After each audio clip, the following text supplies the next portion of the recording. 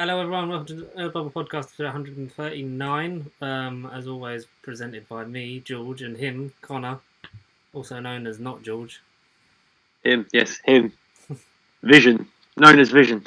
Or the fake Vision. Yes? Who are you talking about? Mephisto in disguise. We're here to talk about pop culture, films, and everything that entertained you in this mad, strange world before, it all turns out to be completely pointless, which is really nice and morbid. Before it ended, before Life is Strange. Never played Life is Strange. It's like bad Telltale, isn't it? No. Bad Telltale? No. Don't Nod Entertainment, a good company. They've made another game since that I've still been meaning to get around. I can't remember what it's called, but I've got it installed somewhere. I need to play it. I can't remember what it's called though. Remember Me or something? Remember You? Another time travel similar thing. Yes. I think. We've got to reverse the polarity. Oh no! I don't remember my existence. What is missiles and I'm bloody massive? This week's episode brought to you by William Hartnell. As Mephisto. As Mephisto. It turns out it was Hartnell all along, yes? It was Hartnell all along. We will obviously talk about WandaVision episode 8 later on, as well as it's already happened now because this is Sunday when you listen to this, unless you're psychic. And we did the live stream of episode 9.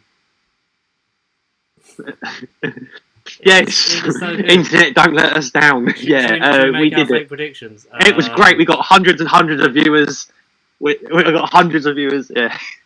You got paid a substantial amount of money by Marvel to not spoil it. You're also working on Moon Knight. Yeah. Yes. Oh yeah, absolutely. Yeah, I know exactly where that's going along. I know behind the scenes about Hawkeye as well.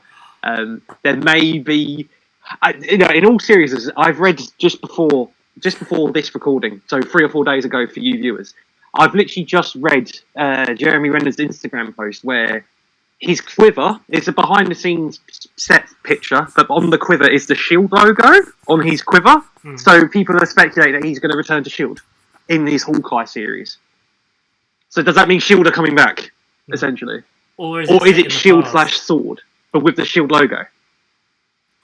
Or is it set in the past? Yeah, exactly. We don't know. We don't know anything about that series. As well, aren't we?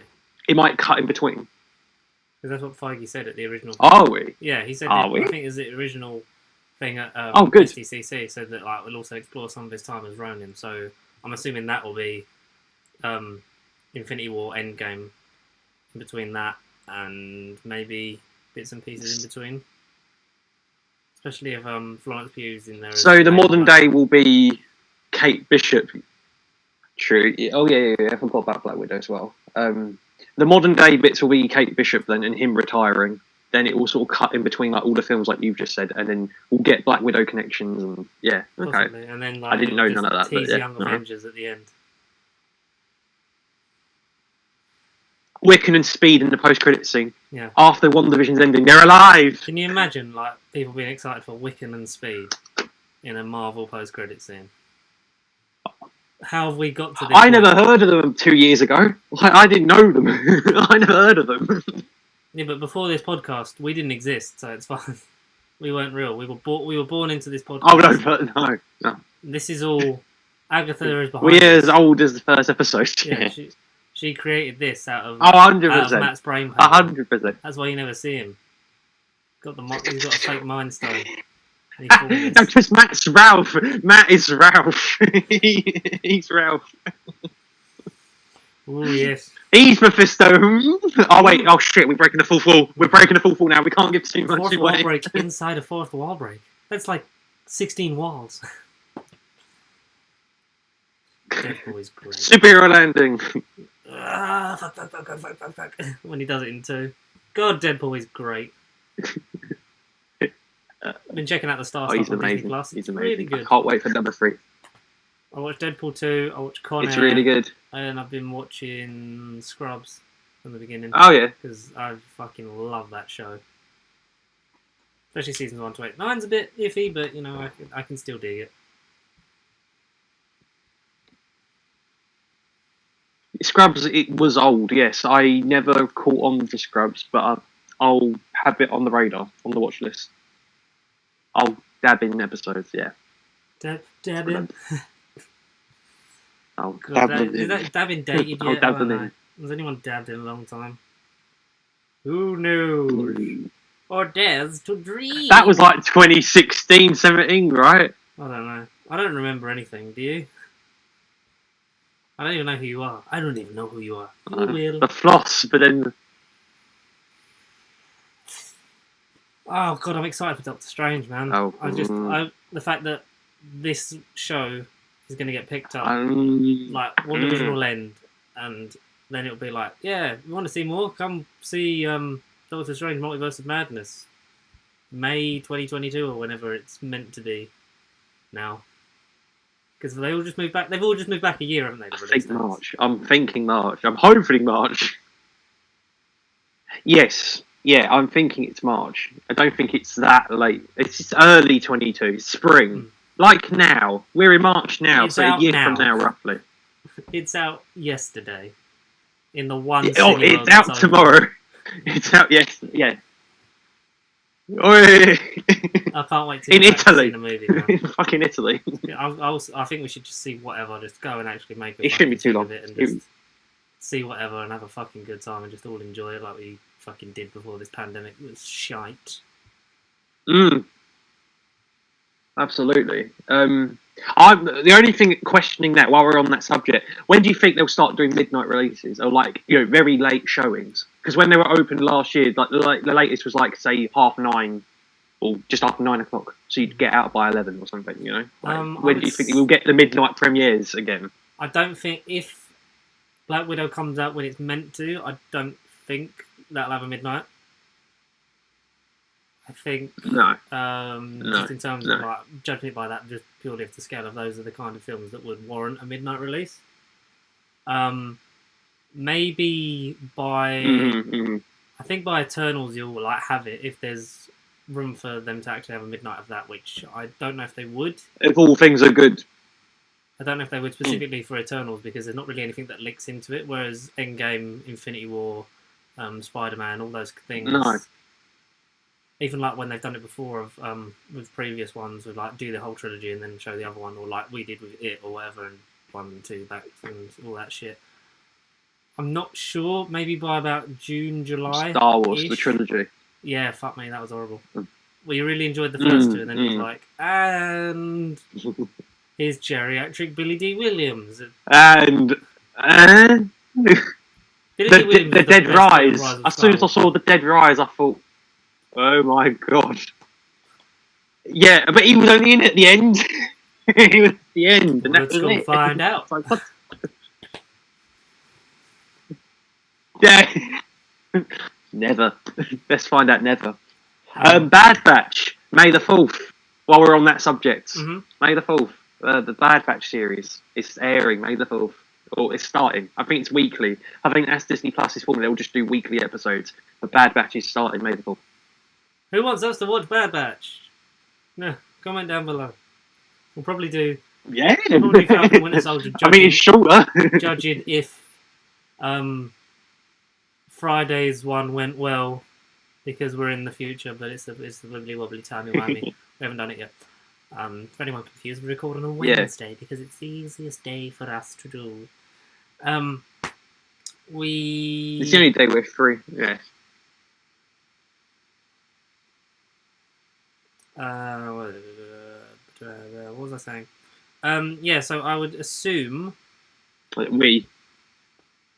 June, July-ish, because what is April? Is it April or May? That's is it limited in April for like cinemas as part of like the indoor entertainment thing? And then I understood it. I understood that outdoor cinemas like drive-throughs and stuff were opening in April.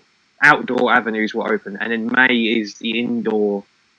Fuck it, let's just do everything from May. I think that's how I understood it. May is the month where we'll go back and sit down. But if we did want to drive somewhere and just drive-through. We can do that in April, I think. That would be pretty cool. We could try that. Record it live. We could. Oh, we could. Record a live podcast. Go live. Ooh. And not get pirated.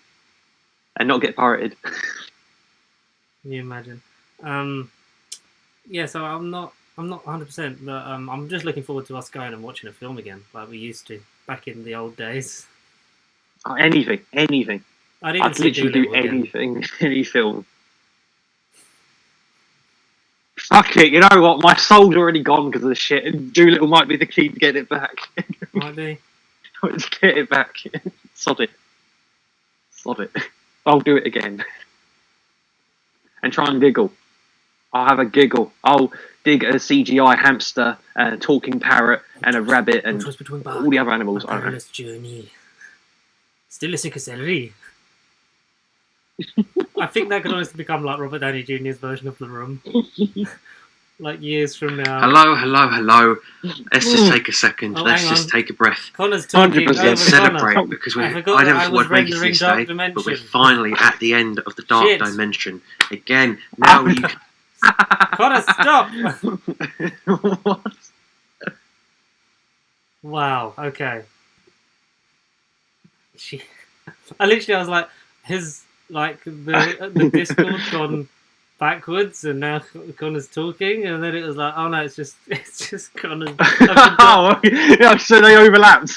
Yeah, so you were fucking laughing at that, and then your voice came out. I was like, wow, he's really good at ventriloquism. Jesus.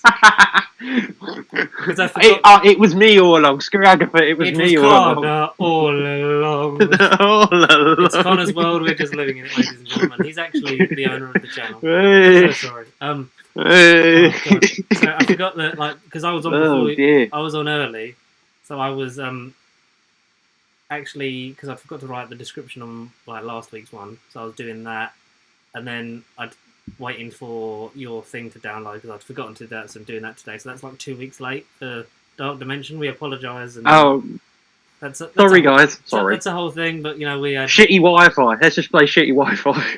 Normally the way it gets sent didn't work, and then the email came up blank, and so it was upload it privately and then download it, and I just fucking finished rendering it because I was like, oh, that's cool, and then I forgot that it said it takes 10 minutes to render. Because normally, like every time I render on this, it's the podcast. It's like 3 hours. So I was like, oh fuck. Oh right. Oh, okay. So that's why you had GhostCon. All right. From the past, or was it the future? Oh, it might be from the DCEU. I might be. Nah, don't do it, George. Don't render, George. You're so dark. Sure not from the DC universe. Shall we get into? Don't do it, Bruce. Get into some news and stuff. What have I got in the old meat bucket? Meat bucket coming soon to NBC. I took some screenshots as well for once, but it's probably stuff that you've already taken. I'd like to think. Yeah, we got some Marvel stuff. Should we start with sort of it was thought to be a big one, but then it turned out to be false. Was news that Amber Heard had been fired from Aquaman 2. Okay. I saw that quite late last night, and I was thinking, is this happening? But okay, that's news to me. I didn't know. So I think Sunday there was a report from various media outlets that she'd reportedly been fired from Aquaman 2, which everyone was like, hooray! Because you know, she is proving herself not to be a nice person in terms of her whole thing with Johnny Depp. If you want to go back on that, there's people that have explained it much better than us because of the way the media spun it. Even we were, specifically me. But still, if you wanted to. But still, if you wanted to check our videos out, there'll be a link down below if George can find whatever episode it was, because he likes to tangent and ramble and that. Yeah, there'll be a link somewhere. Yeah, so the way it was originally spun was for it to be more in favour of her, that she was a victim of Depp, but in reality, Depp was a victim of her. They're not really going to delve into that, and it was like generally well received that she wasn't going to be in Aquaman 2 because people were campaigning for it, specifically for Emilia Clarke to replace her because of her and Momoa in Game of Thrones. That's the meme I saw. That's the meme. Yeah. Okay. Yeah. This later was clarified by Warner Brothers, I think yesterday or the day before, that it was false. like that this story was in fact incorrect, to which a lot of people said, well, maybe Warner Brothers should kind of take a look at how this news has been generally received, because she's clearly, while under contract, done a lot to annoy people, and if Depp can go from under contract to being dismissed by Warner Brothers for Fantastic Beasts 3, then why does it mean that she's still in a job for Aquaman 2? Oh, true, exactly. Yeah. So, yeah, it's one that we thought would fill us with joy, but unfortunately is so far proven to be false, whether that changes or not. I don't think Amber Heard's one to step down from this, because almost like she wants to prove a point, is the way she's coming across in terms of all her media outputs since this whole thing began, is that, she's just going to carry on doing whatever she's doing, which is unfortunate for society in general and, decent people. But there we go. He's still hoping that changes in the next few months. Well, it's coming out the end of 2022 or 3, right? It's not out this year. It's still a way off. 22 November, but that might have been an original sort of placeholder. Changed again, yeah. It could have been, because films get brought forward and pushed back all the time, depending on circumstance. I don't know. I wouldn't be surprised if something happened, say, in the summer or beginning of next year, and I wouldn't be surprised to hear Amber Heard sacked, and then they'd have to reshoot the film. I don't know. That could be the best outcome. Well, there's a bold prediction, basically shit prediction. Well, because we're assuming that then principal photography would be about July, August-ish, if it's coming out late 22. Because it's not started yet, so, and even with COVID restrictions, it's going to not probably pick up properly. Take a while. But yeah, it would. We'll see how that one goes. I'd definitely go and see Aquaman 2 if she wasn't in it. Yeah. I need to rewatch the first one still, but again, I'm not going to do that today because I know it's still like a good 18 months away. So there's no point. Yeah. Not just yet, anyway. It's all right. It's not the best. It's not the worst. It's 4 different movies, and together they make one okay movie. One that I remember having more better memories of, but one that I watched last night, again because of other news that we'll hopefully mention, is Man of Steel. Yes, go on, lead into that. That's not... Yeah, because that's not... No character development. Their romance, Lois and Clark, is completely just kind of put in the movie. It's not organic at all. Like, when I compare movie superhero romances, I always think of Tobey Maguire and Kirsten Dunst. Natural chemistry and all that, blah, blah, blah, blah. Like, childhood friends, all right. It's a slightly different story. But Lois and Clark, Amy Adams and Cavill in that movie, they do not have a natural, organic scene together. It's just...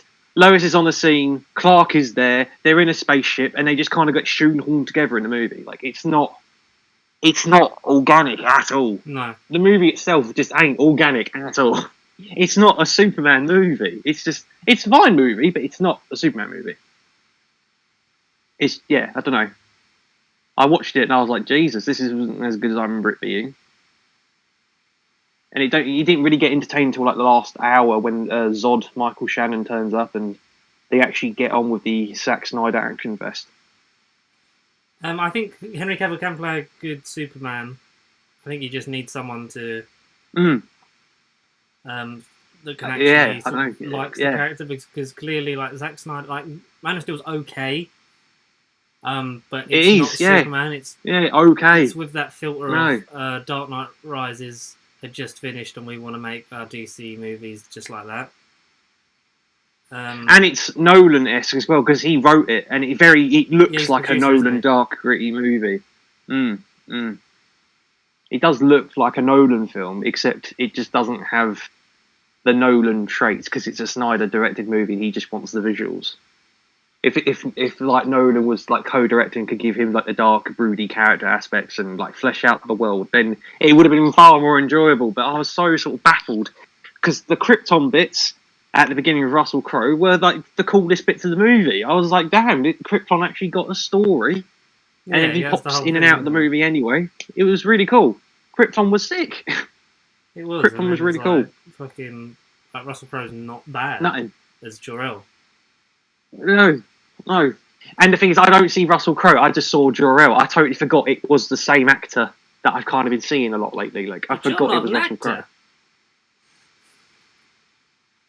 You're not an actor. Yes, no, I totally forgot it was Russell Crowe. Where's that other prick? Yeah, so I'm assuming you're leading that into the Superman reboot news. Reboot. Well, yes. J.J. Abrams said like a couple days ago, like last week, for when this video comes out, that Warner Brothers are doing or thinking of doing. It's in the pitches of recasting Superman, and I heard potentially it was like a black actor in the lead as well, which I'm open for. It'd be different. Yeah, I'm not against.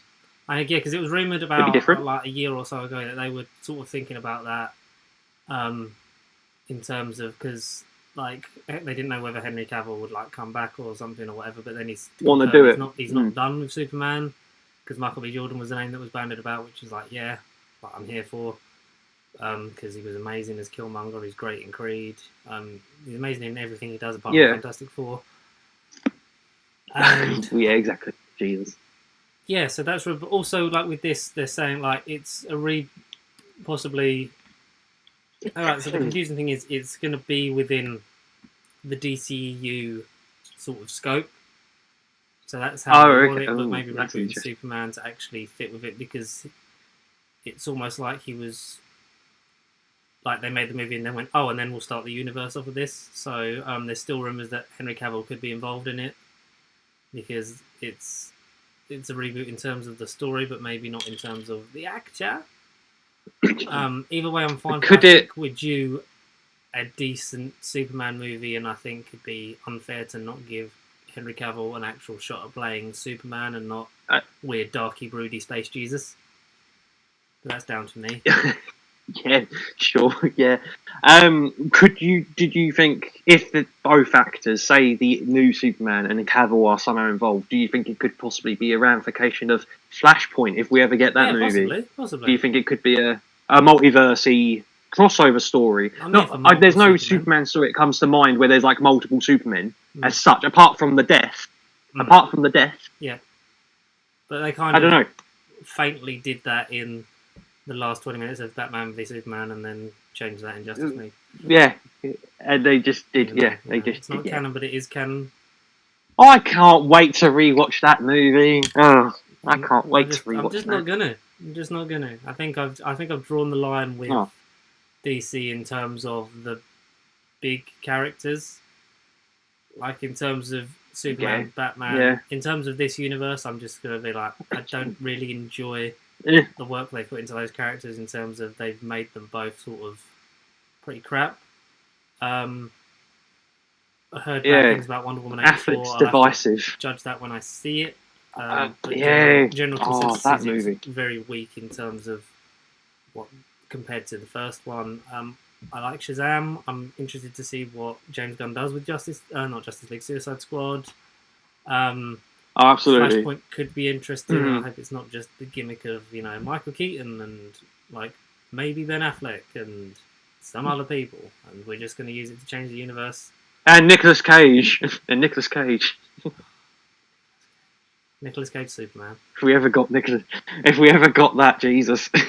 that would be cool. But yeah, I think in terms of that, I'm just gonna rewatch Christopher Reeve Superman and Dark Knight and Schumacher Batman and watch the Robert Pattinson one when it comes out. Absolutely. I can't wait for that movie. Pattinson. I'm a bit tired of DC, to be honest with you, but that could change. The thing is, that's acceptable. People will say, like, because we talk about Marvel a lot, and it's like, look, we're only fans of that. No, we're fans of these characters. Oh no, we're not. Good movies in general. Like I would. We're fans of good content. Yeah, I would love a really good fucking Justice League. I wanted nothing more than for the DC universe to succeed and compete with Marvel. To actually be a competitor. Because competition is healthy in businesses anyway. So it's not a bad thing to have different brands. Yeah. Because DC would always been playing catch up, so we'd have to make bigger moves. to catch up and to draw the audience away from Marvel, which they kind of tried and then was like, well, it didn't really fucking land with a lot of it. I'm not invested in this universe. I wish I was. I wish all of them were. It's not even a universe. They're kind of just planets. They're all just kind of planets. They're all doing their own individual next to each other and film series now, and they are just they're just planets. It's not a universe at all at the minute. No, but hey, 10 years from now, we could be wrong. Who knows? We could be wrong. Severely. I don't know. Severely, I doubt it very much. Saying that, I very doubt it. Yeah. Especially that we're all going. We'll be on our third DCU by then. Whereas, the MCU is just from, it's the main story is from point A to point B, and here's the route along that with different things in between that are obviously going to maybe come into play later or then be resolved and blah blah blah. But it's like they've gone one way, turned back around, then done it again, shifting tones. Who characters they want to be important and different things, blah, blah, blah, killing certain things, they're moving things around. And then you go to the route of Justice League and it's which branch do you take? The Snyder Cut or the real cut? And it's because as much as, the theatrical one wasn't the real one, because that's not what, Zack Snyder and Deborah went through a horrible tragedy that I would not wish upon any person in the whole of humanity. But it had to carry on because it's a money-making machine, and Warner Brothers aren't going to put hundreds of millions and then not get anything out of it at the end. And that's the version we got, and that's the version that, in terms of the scope of the DCEU, that's what happened. The Snyder Cut version. It's very unfortunate, But have you seen him subtly campaigning with the stuff leading up to? Is it next month that it comes out on HBO? Yes. No, it's March. No, they're both Godzilla vs. Kong and Snyder Cut. They're both out in March. Yeah, so March the 18th. So the press he's been doing for that, he's been sort of almost subtly well, we're not getting a sequel because the studio wouldn't do it, blah blah blah. And it feels like he's almost then so he got what he wanted in terms of there is a cut of my film, but no one's ever going to see it. It feels like he's now playing the game of, come on, Warner Brothers, give me a sequel to this version of the film. And then it's you're just holding a studio to ransom because they know that eventually they'll cave in because money. And that's not exactly because of money. Yeah, that's not what cinema. No, isn't one man holding a complete studio to ransom. The whole industry ransom a fucking franchise that he shouldn't be involved in anymore. Their whole thing that was the mistake was let's get Zack Snyder to direct all of them. The thing that every works single installment again with the MCU is different voices for different characters that then diversity, they still all fit individual together. Infinity War works because you're invested in all these characters from the 18 films before it. You're invested in them because all those voices, as different as they are, fit into the wider universe. Yeah, there were some that they changed, the original version of Ant-Man and Age of Ultron's very studio heavily influenced, but they learnt their lesson and fucking let directors roam free. Bring your voice to tell this chapter, as long as it fits these elements to get us to this endpoint to bring us to the future of the crossover, then that's fine. But yeah, sure. That's I don't know. That's what I like about fucking filmmaking is just bring different fucking people. Why are we letting this man hold this fucking franchise over our heads, dangling it? You want my version? You want to see a sequel to my version? What's the point? Yeah. Because then it becomes just another I think after all, we have a multiverse within the fucking DCEU. We have the normal one, and then we have the Zack Snyder path. That I can't be asked to go down. I just think if they branched it off of the already existing Arrowverse, which again I refuse to call it the Arrowverse now because Arrow, its origin program, is now gone. The TV verse, just call it the TV verse. CW. If they just extended it off of that, there you go, CW verse. If they just extended it off of that and just used films to fit that narrative and that setup, that template, then we wouldn't be at the Marvel stage now. Like you say, they still always be playing catch up, but they would have had a stronger template to base themselves off of and gone, right, let's just make the already non-existing characters, i.e. the Batman, who's been referenced millions of times in Arrow and The Flash, let's make a film about that Batman, and then you can fill in that void. But no, they just had to do what Snyder wanted to do. He had to do his universe that then crumbled, like 3 films in. Man of Steel, Batman v Superman, and then unfortunately Justice League was the melting point, and then that kind of stopped anything world universe colliding from happening, because then they've all just kind of, like you say, been, like I said, they've gone to different planets and different aspects of the different galaxies. They're all just isolating. Aquaman over here, Shazam over there. Flash is just kind of hopping in between because we don't know if that movie's even coming out. Green Lantern's been forever mentioned, and Green Lantern is supposedly in the Snyder Cut, but whoever it is obviously isn't going to get a real shot because it's just a movie that came out 4 years too late. You know, like we just said, was never going to come out anyway. I don't know. It's a shambles. It's an utter shambles. It's a shambles. 100%. Well, there you go. We talked about DC. Hope you're happy now. Happy? Yeah, there you go. DC content. While we're on that whole thing, the runtime of Snyder Cut was announced. Don't know if you saw it. I didn't. Is it 4 hours? 4 hours, 1 minute, and 28 seconds. Ooh! Someone said, in that time you could watch the War Games and have time left to piss, and I can guarantee you that would be a better use of your time.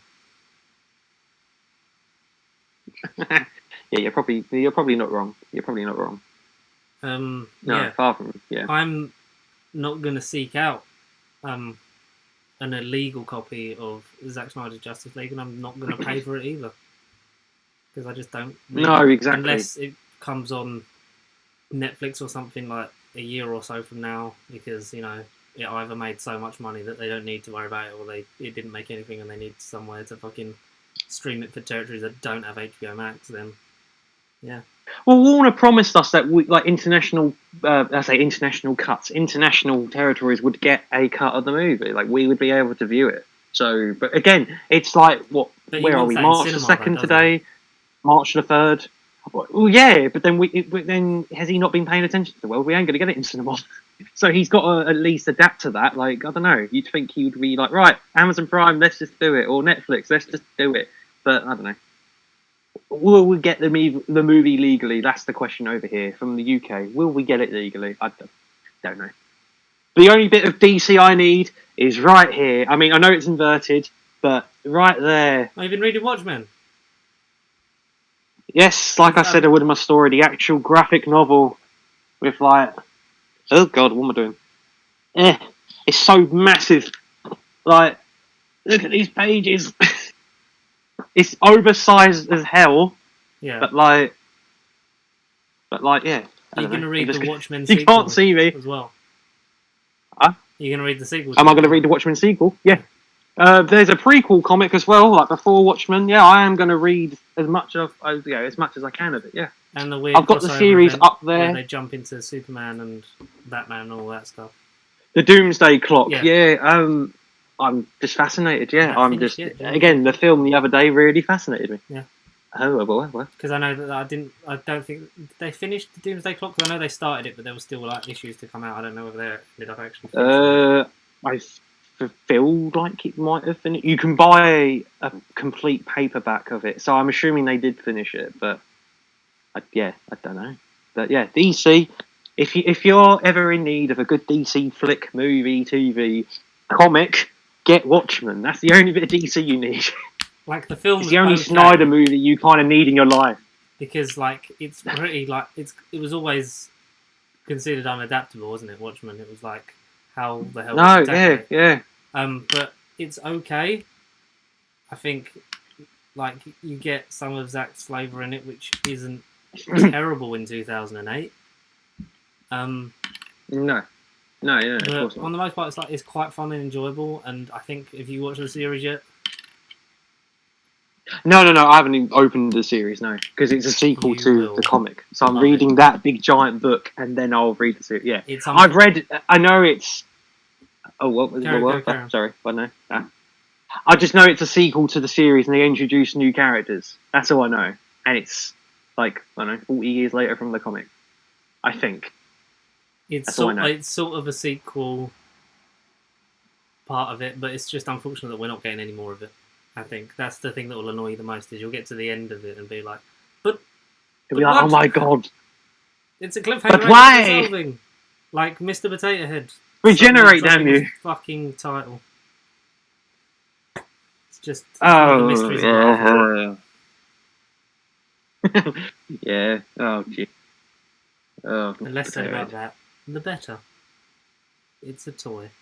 Cobra Kai has begun work for season 4. They posted script pictures on their Facebook with principal photography, I think, due to start in the next month or 2. Okay. I need to dive into Still haven't got around to Cobra Kai. So do I. I still haven't rushed to see it. I've seen The Karate Kid, then, yeah. I heard decent things about it when it was just a YouTube original, but it's the fact that it was, like, didn't have as much money as it now has behind it at Netflix. Like, in terms of the quality and that, and what they can do with it is now a lot more, so I'd really be interested to see all of it, and then how that fits into the Karate Kid universe, which I've never really been into Karate Kid, but first time for everything, right? You've seen the first, and then you haven't bothered with it, because I didn't know there was like multiple. I didn't know there was multiple. Some Karate of the Jaden Smith one. Yeah. Which is like that, but blander.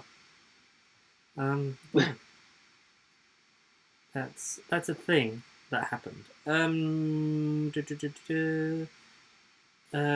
thing that is not a definite 100% confirmation, but it's kind of like 90% knowing the actor.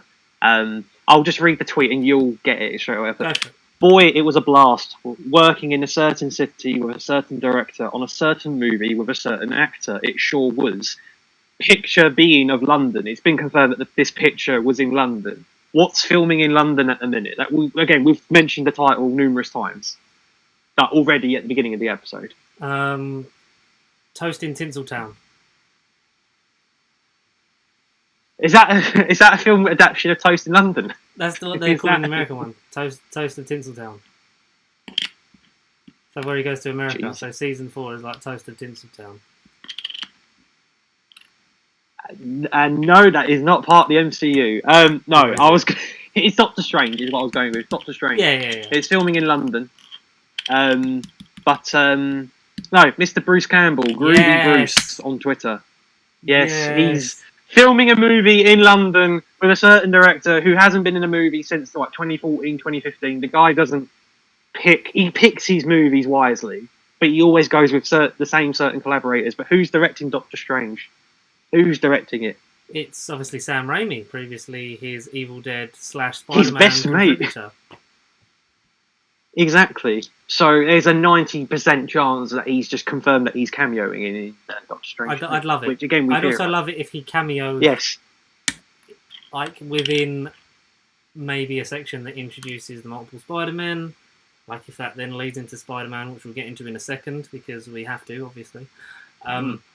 Or if he was alternate universe like Mysterio from the Lost Spider-Man 4. Like I feel like that would be the dream. I feel like Multiverse Madness is going to touch upon the just a brief look of like, oh, that was Spider-Man 4.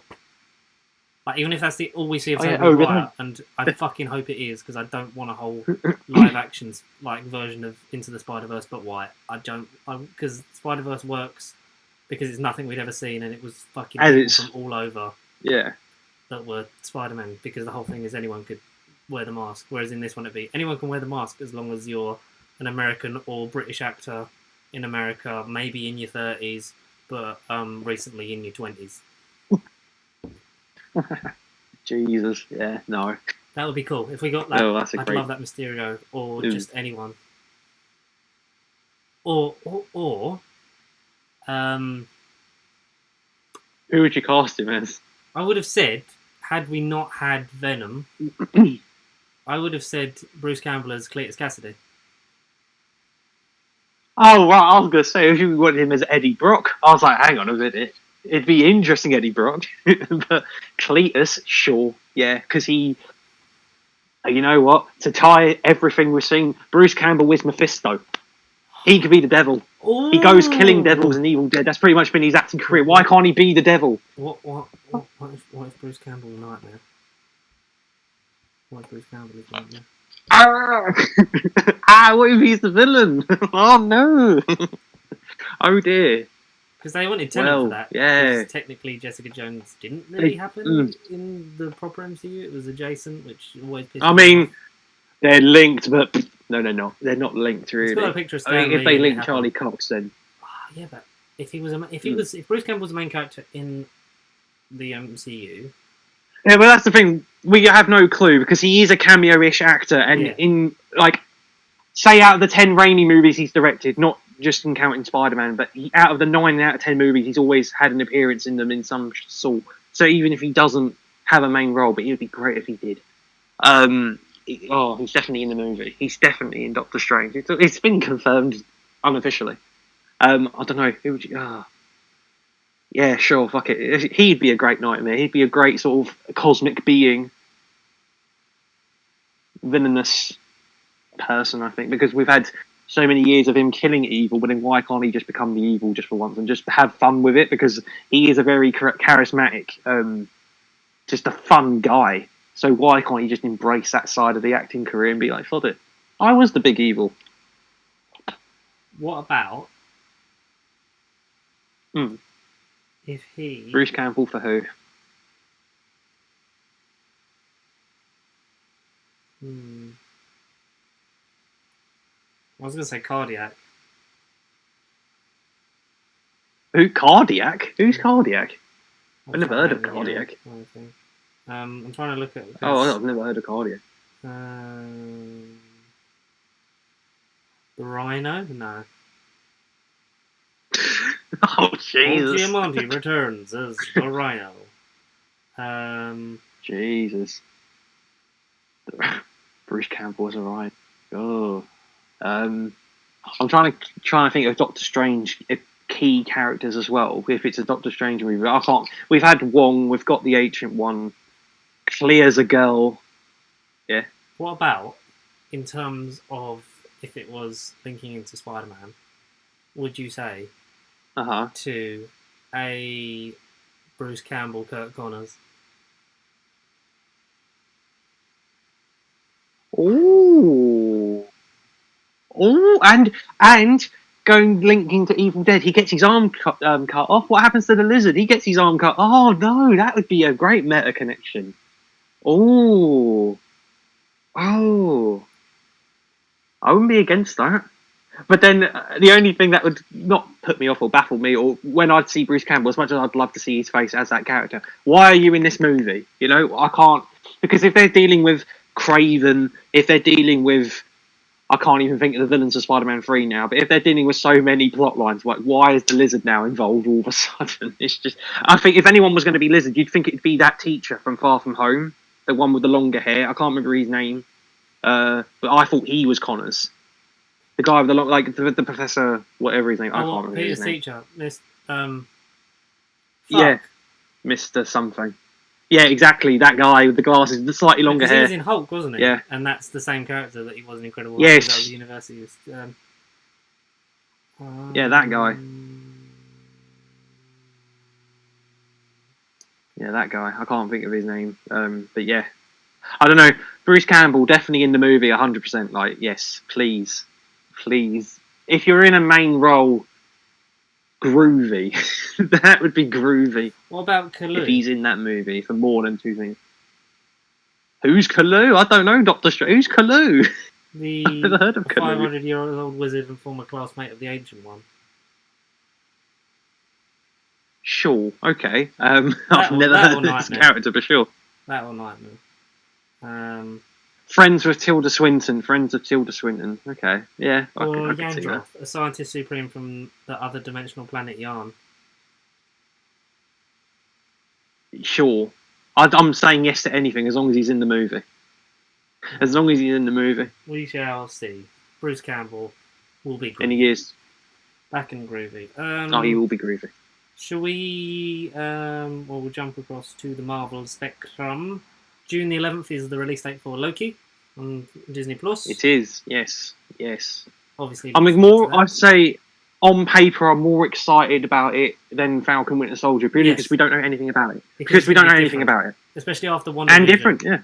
Like, WandaVision is so far away from what conventional MCU is, whereas Falcon and Winter Soldier just feels like it's going to be like, oh, and this is what the MCU is all about, blah, blah, blah. It's going to feel like a Winter Soldier, beat by continuation beat. of Captain America Winter Soldier / that world that we already know.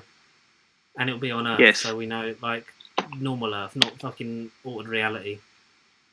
X-Men affected multiverse Earth, yeah. Maybe, yes. Yeah, no. The director of the Eternals, Chloe Zhao, has said that Eternals is a big risk for Marvel, but I have faith because it's going to be new, different, and Richard Madden and Kit Harington will be in it, so it'll at least bring some Game of Thrones people to watch it.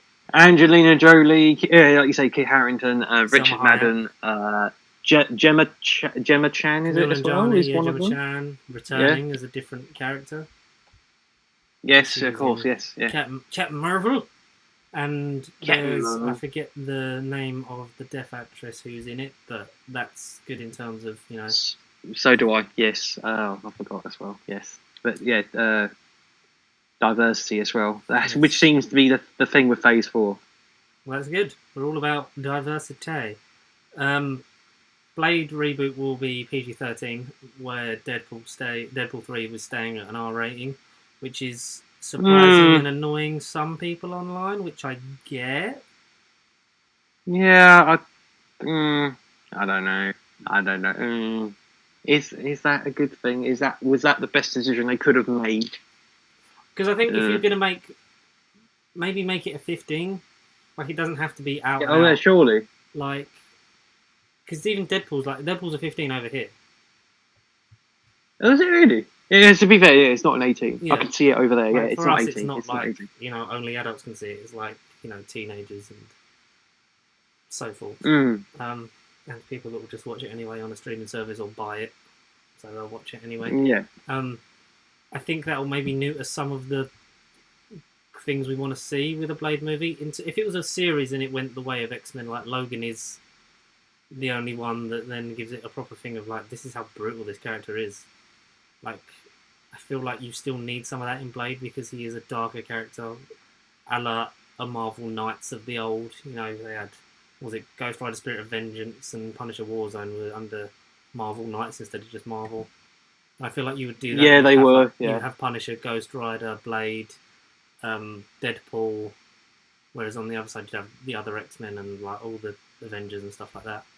Because I think there still works for that, and you could maybe, it would be ballsy, but you could build like a mini universe within the MCU of like, these are all the specifically of like all the TV branches. Like these are specifically like hardcore gory ones, and have more of a horror thing to it, which then appeals to the older generation of like yourself, like Evil Dead fans that want that kind of level of gore and fun in it. Like still the fun. Or with more blood. The original Marvel movies before they became all Universal. You know, the old movies, the Tobey Maguire's, your original X-Men series, your Blade. You know, the original comic book movies that made the comic book genre cool. Like those fans as well. The old stuff. Yeah, because Blade is the reason that we have Marvel movies. Essentially, yeah, it was the first one after Batman and Robin, which kind of tanked the whole industry. Superhero movies are dead to the ground. And it was like, no, exactly. Blade's quite good. Blade interesting. 2, it's interesting. Blade Trinity, piece of shit, but Ryan Reynolds is in it. Exactly. Yeah, and Triple H. So I'd love if Ryan Reynolds and Mahershala Ali were in a team-up movie with John Bernthal as Punisher. Oh, and Charlie Cox. Daredevil's sort of in between, isn't he? He's in between the PG-13 R rating thing. He's like, because he can do gory stuff, which is why I think the series works so well for him, because it was like you could do all this slightly more adult stuff, but he's not out and out just like the Punisher series, which was like everybody he loves is dead. True. Which was Moon Knight can fit into that mold maybe if Moon Knight gets put like in that Dark field. Avengers, Moon Knight. have Norman Osborn form the Dark Avengers, and it's Avengers versus Dark Avengers. I don't know. I'm not a doctor. Back to formula. Active out, am I? If we go back to Cavill quickly, because I saw articles floating around saying he's giving Marvel a call. Like, who would you, if you were just to cast Henry Cavill, if he was part of the Marvel Empire now, who would you cast, and who would you like him to be? Adam Warlock. Warlock. Adam Warlock. Yeah. Big, powerful. I see that. I do see that. Superman-esque hero that they could actually write properly. Literal golden boy as well. Golden boy, all American. Well, he's not American, but he's a freaking Adam. Henry. I think I'll name him Henry. I think I'll name him not Superman.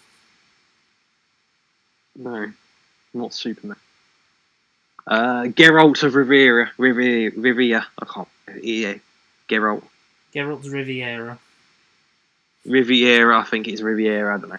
I don't know. I need to still fucking finish that. Like I never properly finished Witcher.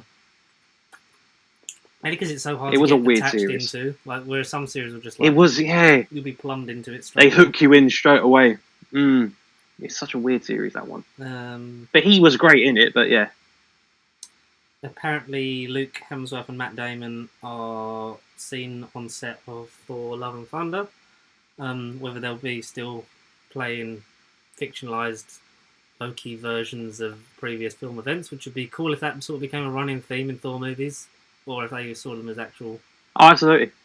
Well, they are, because Melissa McCarthy is also on set with them as Hela.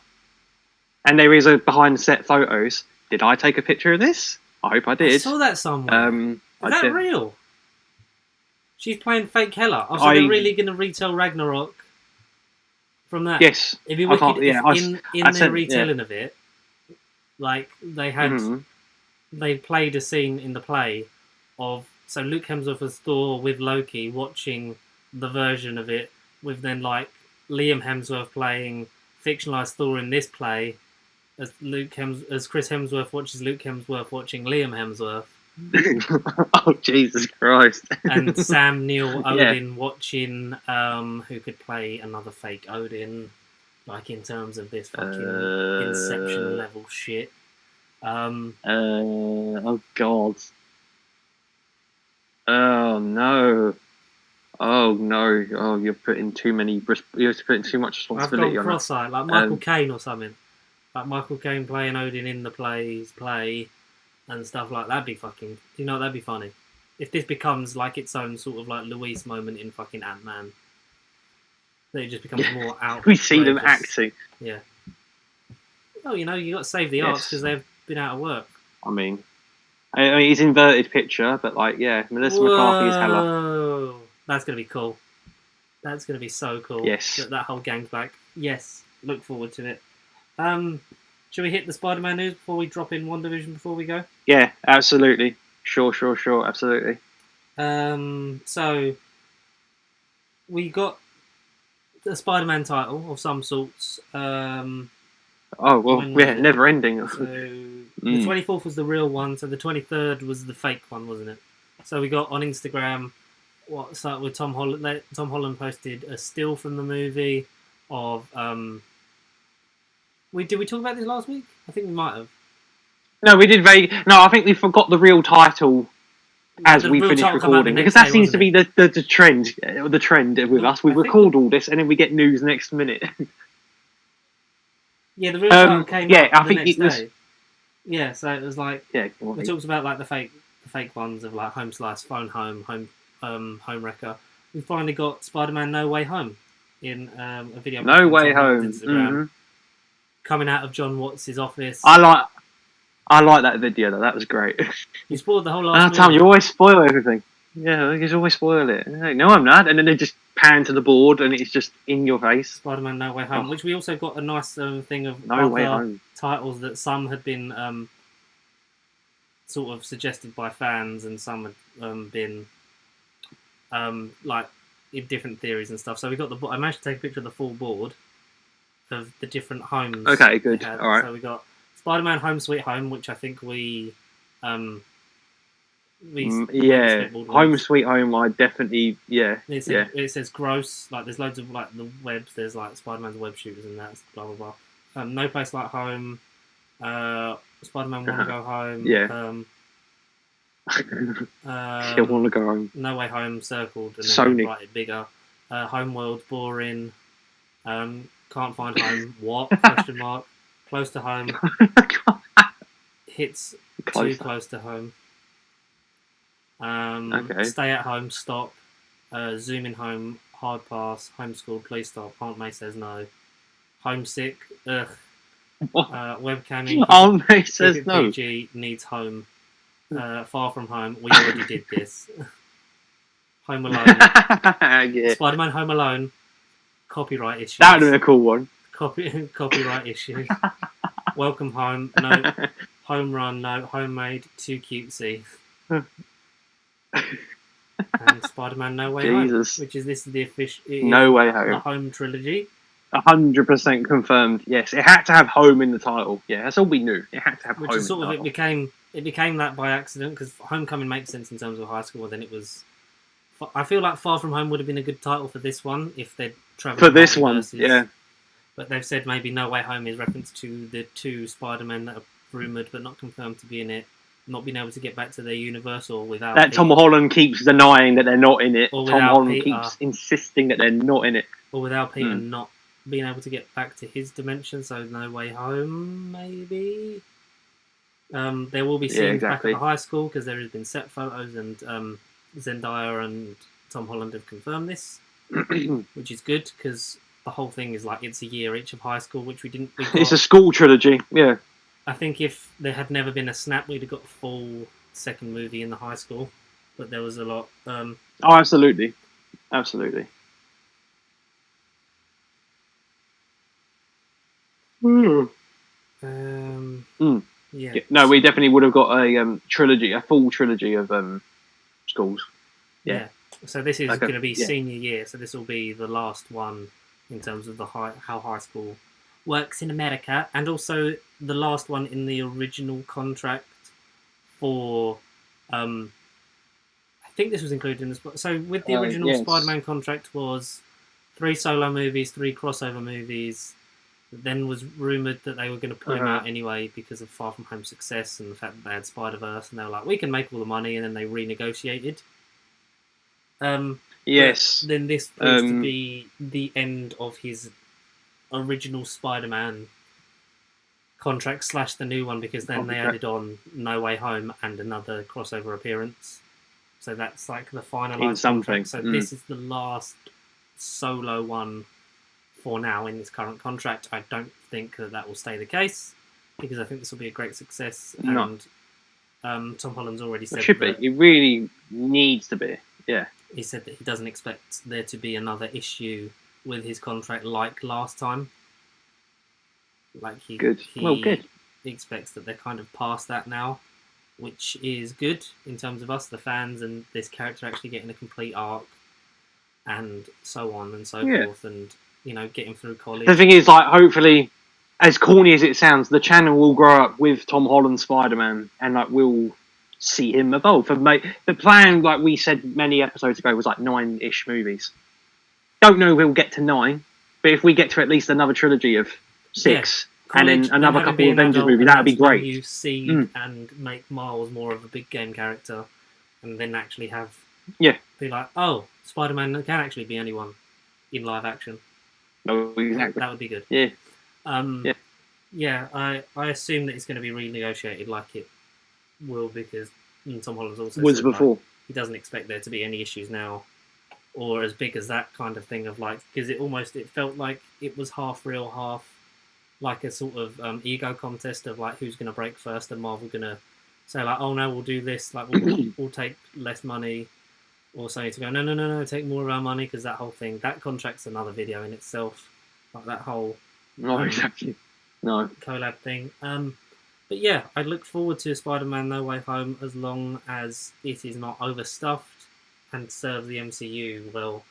One of the stills that was shared by either Batalon or Zendaya was the 3 of them that people are suggesting is maybe the floating, like the flooring, and that is the doors of the Sanctum Sanctorum of Doctor Strange, because we know Benedict Cumberbatch is in it.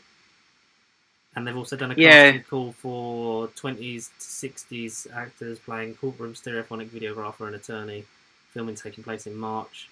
Charlie Cox. Which has arose fresh interest in Charlie Cox's Daredevil appearing in this Spider-Man No Way Home, which I'm all here for. Ooh, absolutely. Even if it's like the first 20 minutes, we get because Far From Home's ending.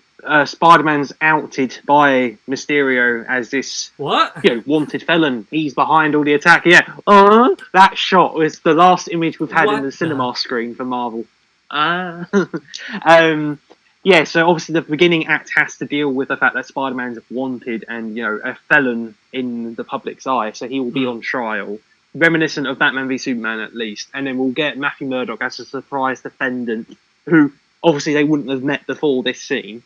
And then, even if it's just that scene... if it's just that... And then we get a conversation, and then that would be great, And then it leads to then Daredevil then being a main player, then it's fine by me. That's all you need. That's fine by me, Jingo. That was all the Spider-Man stuff. Looking forward to it, good title. It does say only in cinemas. No Way Home, I'm happy with it. It says only in theatres on the thing, so obviously by Christmas it's meant to be out. Hopefully... Yes, that's a midnight release for us. Hopefully. Please. I would love for that to be a midnight release. I would love for that to be a midnight. We need to be there when Charlie Cox walks into screen. We need to be there to be like, we need to be there. We need to be there. Shall we... Please. Speaking of we need to be there. At this point we've all watched it with some people, hopefully. But WandaVision episode 8 aired. The last one before the finale, episode 9, which you've watched with us, hopefully. If not, too bad. That was in the past. And hit us with some of the plot on this one, Connor. Let's just go straight into spoilers. If you haven't seen it, then what are you doing listening to us? Because we're technically a week behind anyway. Just watch it now. Let's make this an unsocial commentary right now. Let's go. So we were left off last with the revelation that it was Agatha all along. Dun, dun, dun. We all saw that twist this coming. Week on Previously on WandaVision, which I think was a great title. Yes. Previously on, it was a cool title. I saw that and I thought, even reading the bio, that we knew it was going to be a sort of recap flashback, because Agatha needed to be explained. So the beginning, 5 or 10 minutes, we get Agatha's origin. Mainly, specifically, the 1693-92 Salem witch trials, which again, Easter egg videos of the previous episodes kind of related to this. So we kind of knew the Salem witch trials were a thing. So we start off the episode with Agatha's origin in the witch trials, where she's basically sort of burnt to the stake where, I thought they were just accusing her of being a witch, but basically it's like her coven of witches accuse her of studying the dark arts and this ancient evil magic that, again, is nameless. We don't know exactly what it is. It's just this nameless purple, evil magic. Energy. So they want to burn her to the stake because she's a traitor to the coven. Exactly. So they're Jedi. They're Jedi essentially. So they're doing the right thing, and exactly, she's the rebel. She's the in between. Anyway, so the Jedi witches burn her with their blue energy, her blue lightning, force lightning. Sod it. Agatha's just and then the energy that goes into her reflects purple, and she just kills them all but drains their energy instead. So then that sort of led to the theory that she needs Wanda to drain her energy. Because, it was Agatha all along. I think it might be in reference to the comics. So she is one of the original Salem witches. In versions of it, she's mainly Fantastic Four and stuff she showed up in, but has interacted with Wanda before, even to a point where Nick Fury finds her body, that has been dead a while, but she's so powerful that her projection is what Wanda is seeing. From beyond the grave, and that's how she's trying to come back, is to almost use Wanda's magic or latch onto a power source to sort of revive her magical abilities, kind of thing. That there is I don't know which thing it is of it. I think it might be Ultimate, where so that's the 7. There's the 7 witches. That's the thing, and they all together. They are all separate parts of essentially this one entity, which is Agatha becomes sort of the focal point of these other witches' powers, like combining them. Right. Like it's meant to be separated into these witches, blah blah. There's probably people on the internet that can explain it a lot better than I can. That it's all like a. They're like horror. From what I read, they're like Horcruxes, aren't they? They're like Voldemort. They're all like Voldemort. They're connected. Yeah. All pieces together that are powerful together, but then she is a manifestation of all of them together.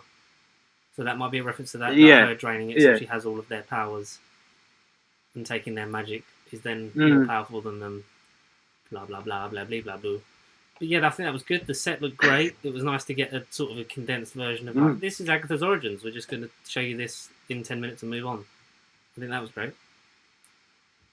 Very brief, yeah. The whole episode wasn't around Agatha because as the majority of the runtime is bits of Elizabeth Olsen's Wanda Maximoff basically expanded upon because there was little gaps as to how her and Vision had chemistry in Civil War, because again, Avengers Age of Ultron, they barely knew each other, barely spoke, and in Civil War, you see them cooking food in the kitchen together, like in their little weird bunker thing, and they're getting along, but you're thinking, where's the interaction? But that's where this episode comes in and sort of... Well, us as comic book fans, we drew in that blank, didn't we? Because we know that there's stuff that's going to be suggested and then expanded upon later in other things, but where that sort of seemed... Hence WandaVision, yeah. But... to us, I think, specifically me, I don't know if you got this as well, that, like, for that, it was like, well, it makes sense that they would, like, sort of connect with each other because they both, in one way or another, or so we thought, judging by this episode, got their powers from the Mind Stone. That's how they were connected. And, like... Yeah. Was, like, they found each other because they kind of... They both exist in this world, in this life, because of that fucking Infinity Gem. And then supernatural phenomena. They found common ground in that, and then became closer through that because they sort of almost depended on each other. Yeah, that's very well said. Yes. So in this Hall of Mirrors, Agatha basically gives her a tour guide, and she's like, right, what? She's basically she wants Wanda to reveal how she basically made Westview, how she did all of this, because again, the song Agatha all along suggests that Agatha was behind it, but then the whole episode we find out in the first 5-10-ish minutes after Agatha's origin that Agatha is trying to interrogate Wanda for some power that she is after. She doesn't know what's happening either, but she's manipulated it to her advantage in terms of like how because she knows of Wanda in terms of the other films, doesn't she? She knows like how she's like, but her power is way beyond like everything she's ever displayed. Like people keep saying, like she's never been this powerful. So what is it that's caused her to amplify to this such level? And it's essentially, all the shit she's been through finally coming to a boiling point, which we see at the end. So we get her in the apartment with her family, definitely her dad. Her family. Well, yeah, not Michael Fassbender or John Krasinski. Yes, and the theories were right. They basically Wanda's childhood was growing up on sitcoms, which is again a very cool theory I saw around episode 2 or 3 time. So it was nice to see that got confirmed. But all the sitcoms in their box of sitcoms were all the sitcoms they kind of referenced in all the intros. Yeah, like Malcolm in the Middle was in there. Like the Bewitched, Dick Van Dyke, is one of their favourites. All of them were in there. Yeah. So they watch an episode of the Dick Van Dyke Show, and they have a nice sort of family moment. Pietro's there as well. Not Aaron Taylor Johnson's a kid, but Pietro's there too. And they have a nice little bonding family moment, and just she normal has to interact stuff. But outside, she has to then. She does, yes, yeah. Play the Wanda in that scene, like in each one. She has to go through it. And essentially relive it again, in a way, relive it. From her point of view, which I think was quite good in terms of, she's not just watching it from the sidelines, a la like Christmas Carol. Exactly. Yeah. We see outside they're having a nice little sitcom sit together, but then we look outside the window and we see like gunfire and there's fires in the background, like explosions and stuff. And so it's sort of implied. It's a nice little meta shot of. Sitcom WandaVision Westview, where it's all fake and happy and bubbly, and then you have the real world, the MCU, where it's all chaotic and whatever's going on outside. It was kind of full breaking in that little bit. It was very it was cool because it wasn't. Yeah, that's just how I saw it, and it was just like, damn, I see where this is going. And then it was a little mini jump scare because you see them staring at the TV, and all of a sudden, and you see like debris and like the chair flying towards the camera, and you're like, it was like a glitch in episode 3 with WandaVision. Where you're like, what did I just miss? But then we see the department's basically all destroyed, and we have Wanda and Pietro hiding underneath the table, and then in comes a bomb that has the Stark Industries logo written on it, like, and it's beeping, which is the toaster. For 4 days for Tony like Stark to kill us. But it wasn't just a deflected bomb. No, because she puts her hands out. She puts her hands out, and we see the red hex magic. So does that imply that she's a mutant, or like she's always had these powers before the Infinity Stones and everything? And I like that face, but is she a mutant? I think it's like Captain America syndrome. Like the serum amplified what was already there. What was already there? Yeah, sure. Having the experiment with the Mind Stone, we thought it was just on the base of it. I'll just like give them the powers, but because of this show that allowed us to elaborate on her whole psyche, that this is really an episode to go back and be like, well, what makes this character tick? And you get exactly. You get that with she, like you said, it's possibly something in there at birth that then was amplified throughout the stone to make her more powerful than she already is. So is it a mutation? I think this is how we're starting to get into the basis of we now own mutants. We don't have to kind of call them Inhumans anymore or miracles. We just slowly sort of petering out. Yeah. It's going to be... I still maintain... magical. This it's going to be cool. Doctor I think now mainly more in Doctor Strange, because I think if you try and do House of M in an hour, I don't think that's going to work. Yeah, no, it ain't going to work. It's not going to work. I think it can lay the groundwork for it, but I feel like now more than ever, Multiverse of Madness is what is going to then really... It's going to be the catalyst of everything. Yeah. It's going to be the boiling point of every... Like, this is the mutant focal point now. Like, the multiverse is this is going to happen. Whether they just come across or whether she alters history and they still... So, like, we know that the casting of Evan Peters was just to fuck with us because they wanted to work on, like, when a family member comes back and they've been recast.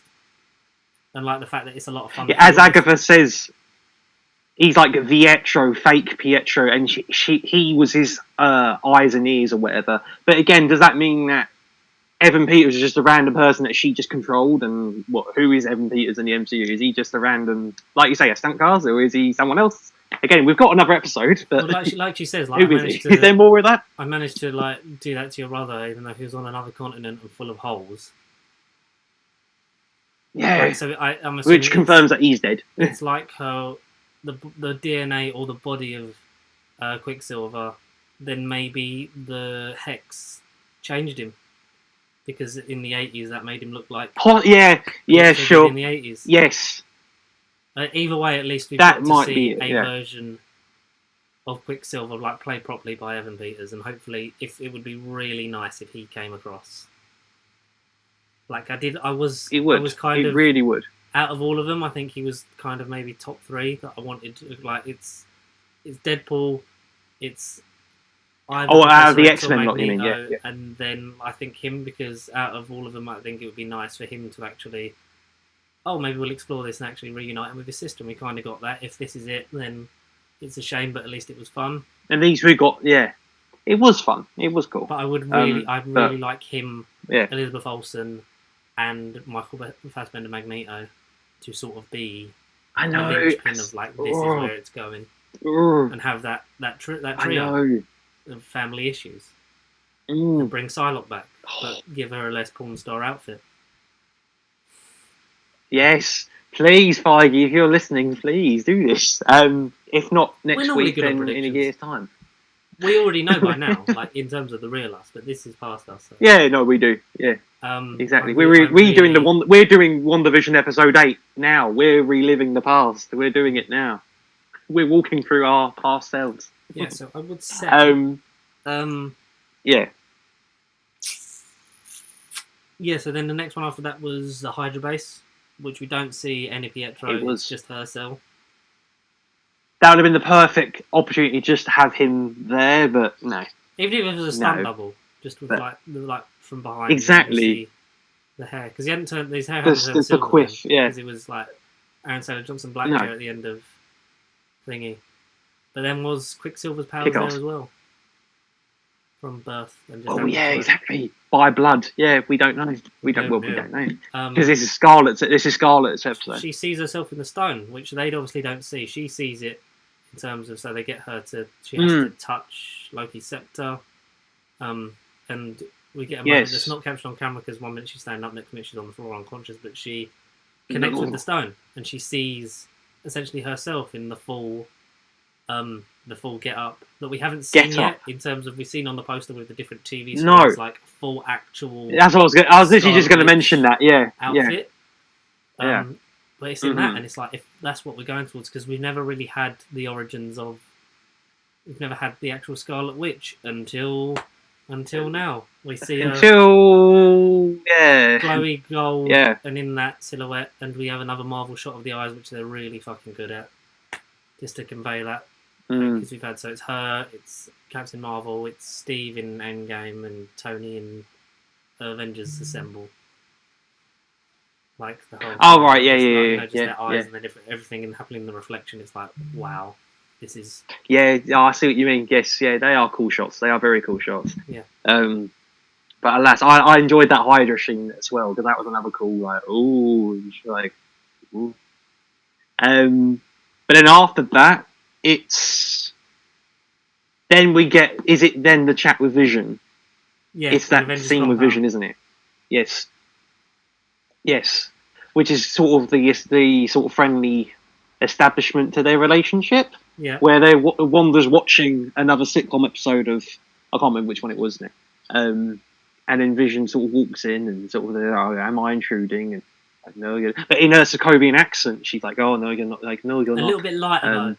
Like, so you all see the natural. Yeah, it's subtly going. Yeah, but she still has a bit of an accent. And they just have like a really nice sort of, I don't know. It's just a really nice, genuine conversation about, like, Paul Bettany's line about, if like, what is grief if love but persevering, or something like that. That line is, that's the line that sort of sells their connection. But no, they just have a really nice, friendly scene together, and you see Vision still being quite AI artificial and quite awkward. Like, he's not settled in like he is in Infinity War and Endgame and WandaVision. Like, he's just still early in his like lifespan, and he's trying to like discover these emotions and feelings and things actually mean. And Wanda being the tragic outsider who, like, as we know, have lost her family during Age of Ultron and the Stark bombing and everything. Like, it's just two people, like we've said earlier, bonding, and it is a really nice, genuine scene between two wonderful actors. So. And that was probably maybe the highlight for me. It was just that scene in itself was just, it's just a nice scene. It was just a nice scene. But then after that, we then get back to Sword briefly, or at least Sword before WandaVision. I'm trying to think, is there a modern day Sword thing, or is it Sword before WandaVision? It's literally Sword, so we find out about her going there after the snap. Yeah, well, yeah. Like exactly. Yes. So yeah, we get the sort of extended look at what I think it was episode 4 or 5, where we got told that Wanda stole the body from Sword, or from Hayward. So Hayward says to Monica that she came in and stole the body, and we saw the security cam footage, which looked like as if she was going for it. But alas, Wanda was visiting Sword just to reclaim Vision's body and just have a proper burial and just have a proper farewell. Yeah. So no evil intention there whatsoever. But Hayward basically says, like, you can see him if you want, like, just follow me or whatever. We then see Vision's body parts all scattered and dismantled because he sort of says it like, it's the world's most powerful weapon, it can't be used, we just got to dismantle it and, not let it fall into the raw hands type of thing. So he doesn't come across as evil. Yet his line about, I can't remember the word to word, but it's essentially that he puts the idea of, it's not like you can bring him back to life, or it's not like you've got the powers to bring him back to life. And some people have interpreted that as, is he literally saying to her, Wanda, I know you can bring him back, like, I want you to bring him back. Because as we get later on in the episode, like, we get another revelation regarding Vision and Hayward. Is that part of his plan? Like, is that intentional? Was it unintentional?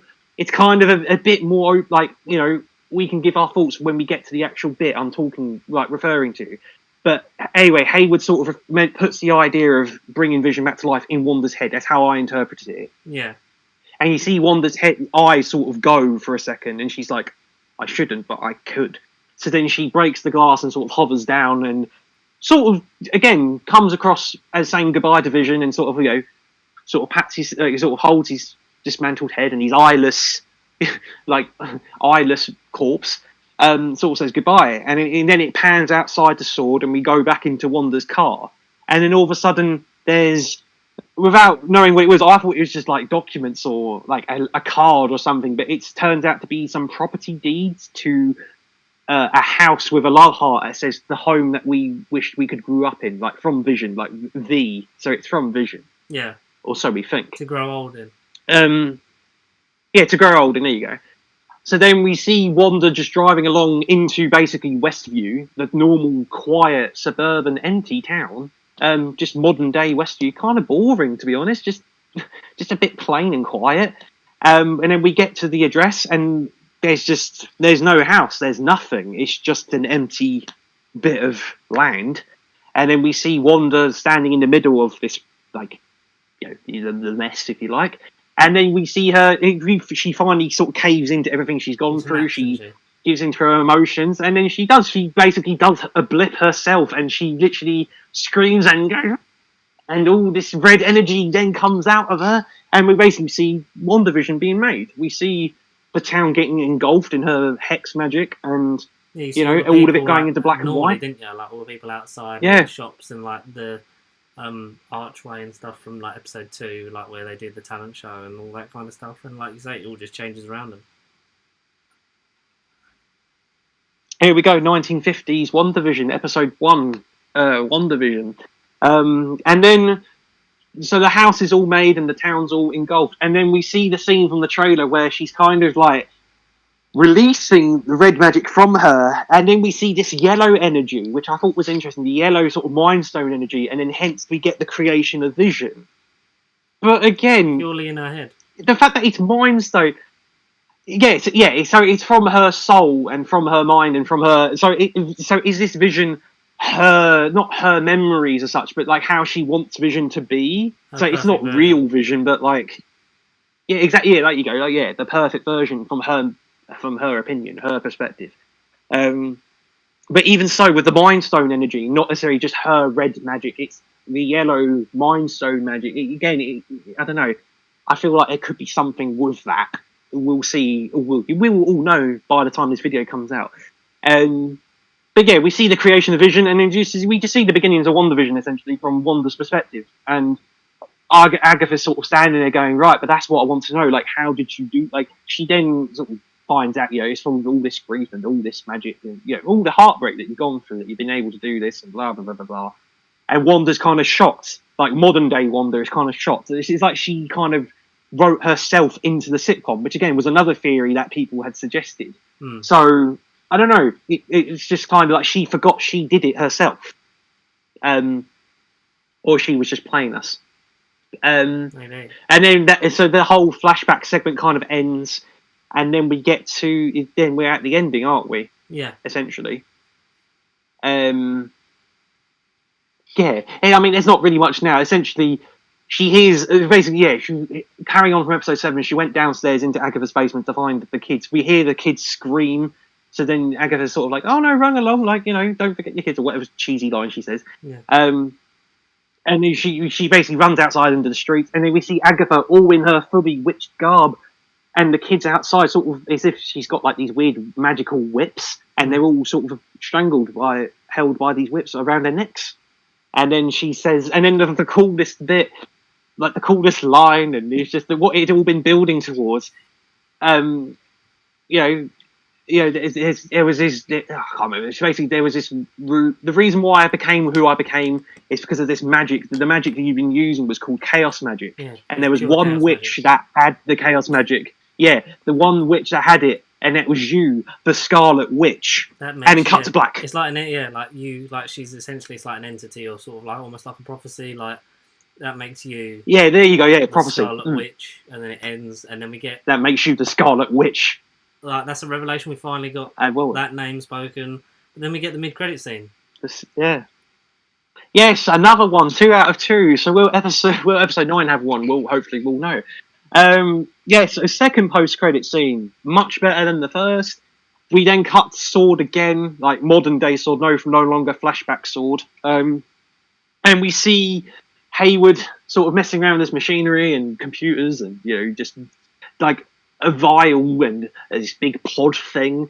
Like it's all very secret. They've got the drone from he says the episode. Like, episode 2. That's it. Yeah, the drone. Is it 4 or something where she throws it? Oh no, yeah.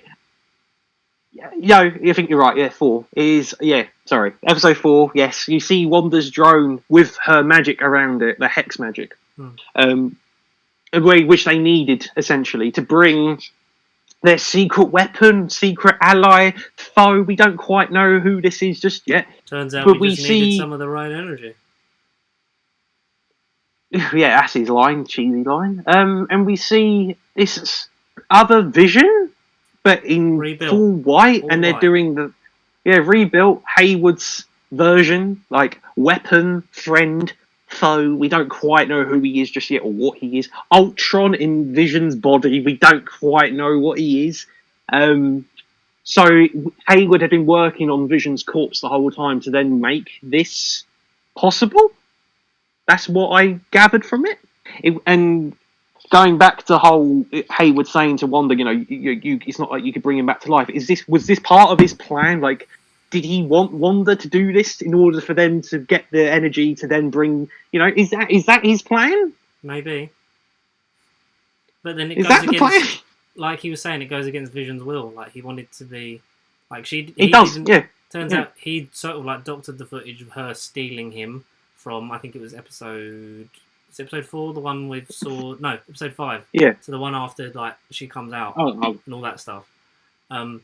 So like he doctored to make it look like she'd stolen Vision's body, blah blah, and resurrected him.